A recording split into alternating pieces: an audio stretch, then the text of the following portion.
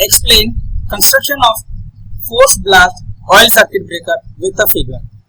So in this, a strong steel tank that contains transformer oil which serves as both insulating and air quenching medium. It supports internal parts and provides oil reservoir and cooling volume for the air quenching. Fixed contact, here it is. Fixed contact is rigidly mounted inside the tank and moving contact is attached to the operating mechanism. This is attached with the operating mechanism. These contacts are made up of copper or copper alloys. A piston or cylinder or plunger assembly is immersed in the oil. Now when the breaker opens, the piston is driven by a pre-charged gas charge or a mechanical spring or a fast movement of the contact itself to force oil through a nozzle towards the arc.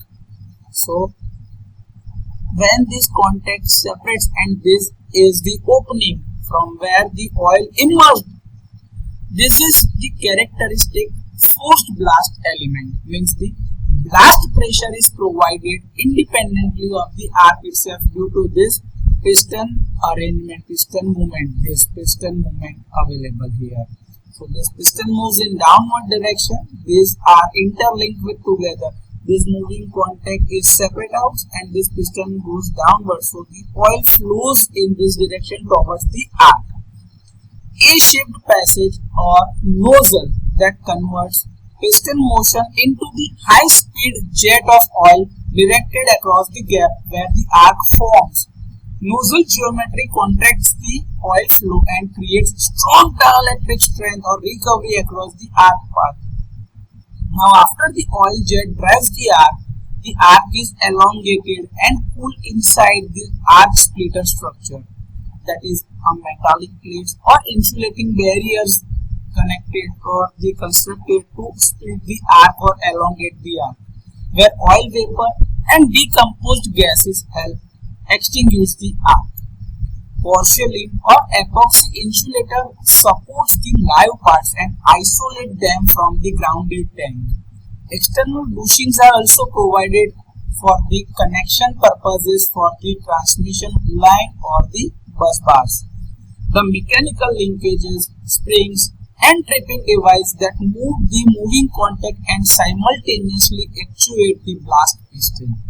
This is designed for rapid, reliable action and for being charged or reset between the operations. In some designs, a small gas chamber, either of air or of nitrogen, is used to store energy that drives the piston quickly to produce the blast. Drain, breather, level indicator and filters are also provided to maintain the oil condition and allow servicing. Vents or pressure relief valve or devices are provided to safely release the excessive pressure generated during the interruptions. So this is the basic constructional details of forced blast oil circuit breaker, and the figure is shown in this like this. A simple construction. Here the supporting structures or operating mechanism is not shown in the figure. This is just a basic figure that you have to draw when asked in the examination.